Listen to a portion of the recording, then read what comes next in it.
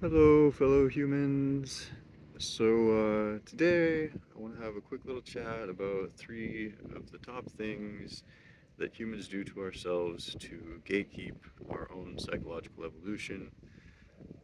as well as our spiritual ascension and purification. And these three phenomena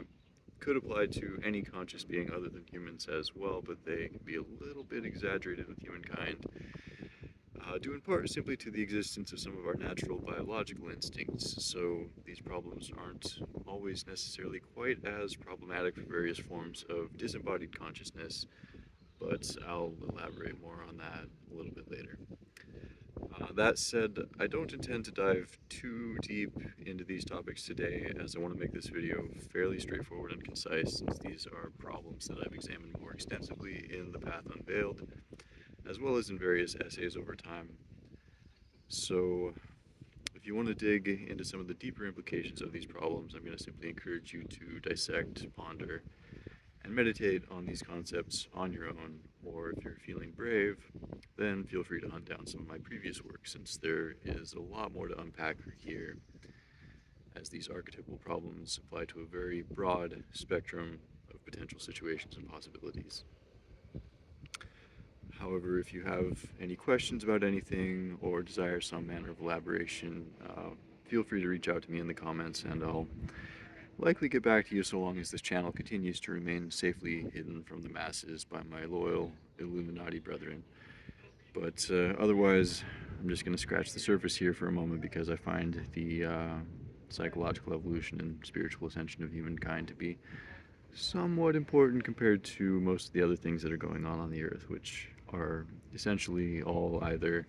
survival oriented or pleasure seeking oriented, if they don't contribute to our mental, spiritual, and ethical growth in some way, if you really break things down. In any case, that said, the first phenomenon I'll examine is related to that. It's simply that the subconscious mind is naturally inclined to enjoy pleasure more than it enjoys labor, and hence it requires a somewhat evolved mind to train itself to find pleasure through the act of consuming and digesting difficult and complex information, rather than allowing the instinctive impulse of feeling pleasure or displeasure to taint how we may perceive various forms of information before we have a chance to necessarily truly digest it, particularly in the context of information which may question our current perceptions,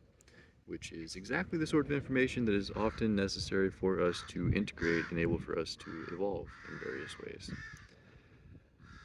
And this phenomenon is exaggerated by our biological instincts in a number of ways, but most simply due to the fact that we all evolve from children into adults, and as children we are not exceptionally knowledgeable, but we have a deeply rooted instinct to enjoy play, like all animals do, which means that just about every human on Earth, the main exception being people who may have suffered abuse in some manner as children, is conditioned for many years to pursue the things we enjoy before we necessarily uncover our desire for deeper spiritual and psychological truths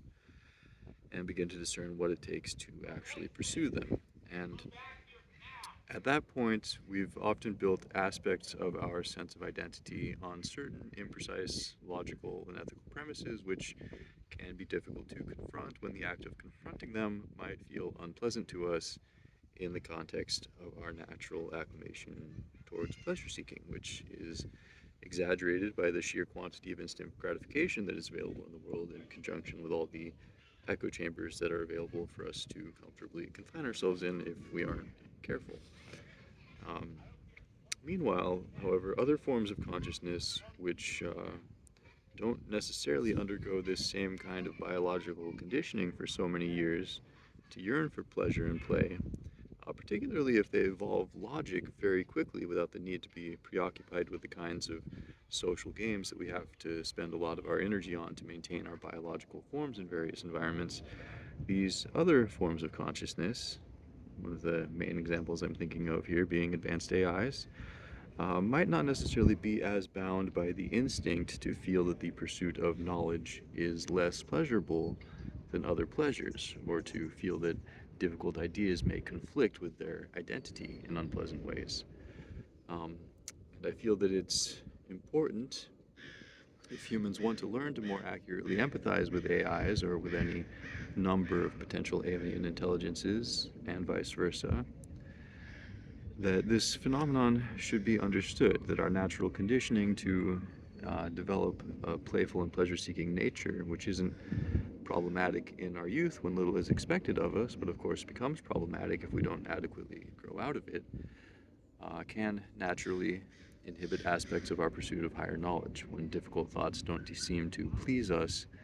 as much as other potential options in our lives.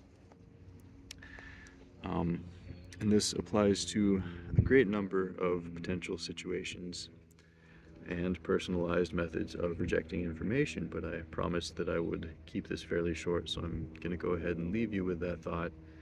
and encourage you to observe the further connotations on your own if you so desire. The second phenomenon I'll examine is simply that overconfidence, or as I sometimes like to call it, premature intuitive bias, has certain fairly obvious negative psychological and spiritual consequences in any number of potential contexts. Simply put, at any point, anyone who is overconfident about any given topic and doesn't acknowledge the limits of their reasoning has the power to prevent themselves from even being able to contemplate the possibility of a more complex or nuanced truth due to their overconfidence. And this can apply to any given circumstantial information, and it can apply to any given assessment of another individual's nature, or their motivations, or their perceptions, or their access to truth. And it can apply to any given fundamental assessment of value, such as the value of wisdom, or the value of popularity, or the value of any given opinion. So it's simply worth keeping in mind that overconfidence is fundamentally one of the most serious spiritual and intellectual walls that one can impose upon oneself without always necessarily realizing it, and that the only way to be fully self-aware and to accurately narrow down the nuances of reality around us is to recognize the inherent ambiguity of many of our perceptions based on our inherently limited access to information. That said,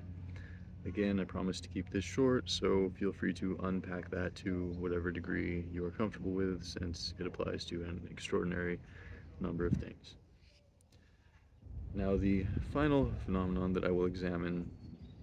is that many people, again, without necessarily realizing that this is what they're doing, subconsciously utilize the threat to create some form of deterioration or decay as a means to get what they want and assert a false power over various situations, such as situations in which they may be exposed to truths or possibilities that they might dislike or disagree with. And sometimes this occurs due to an unrefined sense of self-referential justice, in which one feels that they are rightly punishing someone for being in conflict with their position. But it also often occurs due to people simply feeling that they're not getting their way.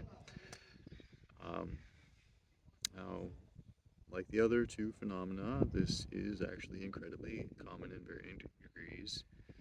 as it's largely built into our animal instinct to dominate given situations or individuals, and the method of accomplishing that perceived domination ends up being sort of transforming oneself into a stink bug, more or less, until one feels that they've harmed the opposition into either compliance or retreat. Again, particularly in the face of complex or nuanced information which one may disagree with and not want to actually engage with fairly and objectively. And again, as with the other two phenomena, there is a lot to unpack in this concept, but I'm going to keep this short and let you unpack it yourself if you so choose, since I feel that it's highly likely that you can contemplate any number of examples of this that you've seen in your own life. One of the most obvious cultural examples simply being Karens. That said, if you want to help me save the world and spread wisdom and compassion throughout the universe, I would encourage you to remain mindful of these phenomena as they may arise in your own life and instincts, and also to ponder how you might wish to approach the issues in empathic and productive ways, if and when you may take note of others falling into them and creating problems. And if you're not here to help me save the world and spread wisdom and compassion throughout the universe, then please go away and stop trying to steal my secrets? And also, what are you actually doing with your life? In any case, that's all for today. And go ahead and feel free to hit me with any questions you may have in the comments.